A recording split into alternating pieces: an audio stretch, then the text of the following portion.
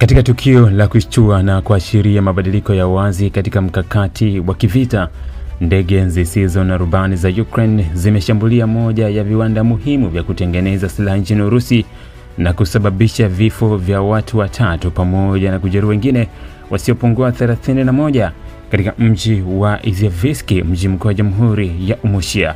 Shambulio hilo lilitokea jana Jumatatu, lilenga kiwanda cha Kupo Electromechanical ambacho kinazalisha mifumo ya ulinzi wa anga inayotumiwa na majeshi ya Urusi, ikiwemo mfumo mashuhuri wa makombora wa TOW-M2.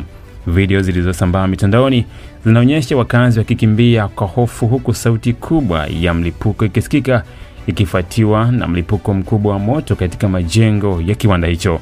Anga lilifunikwa na moshi mzito, huku milipuko ya mfululizo ikisikika na kuwafanya wakazi wa eneo hilo kukimbia kwa taharuki. Mmoja wa mashuhuda alisema, "Tulihisi mtetemo mkubwa, kuta zikatetemeka, vyoo vikavunjika, kisha kelele kubwa ikafuata.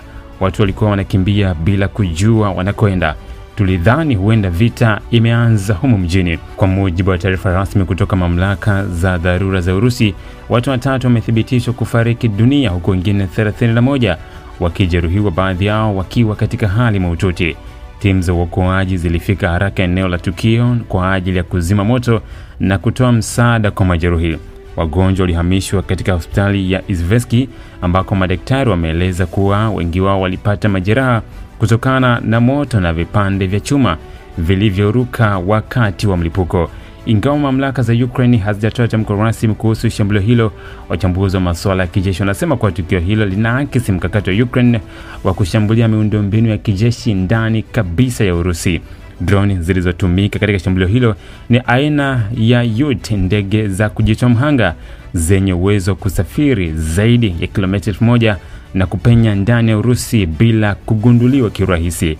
Kwa mujibu wa vyanzo vya kijasusi vya Magharibi, Ukraine imekuwa ikitumia teknolojia ya hali ya juu ya drone kuanzisha mashambulizi ya ndani dhidi ya maeneo nyeti kama viwanda vya kijeshi, maghala ya silaha na njia muhimu za usafirishaji wa vifaa vya kivita.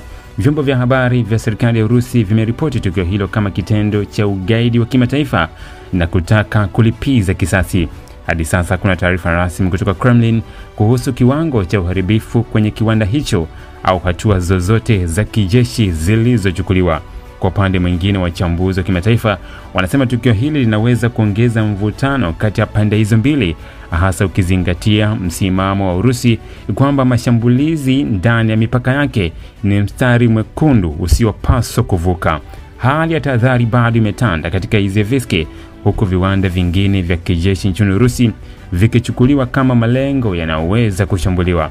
Inaaminika kwa Ukraine itaendelea kutumia mashambulizi ya aina hii kama njia ya kupunguza uwezo wa Urusi wa kuzalisha silaha na kuendesha mashambulizi dhidi ya maeneo ya Ukraine.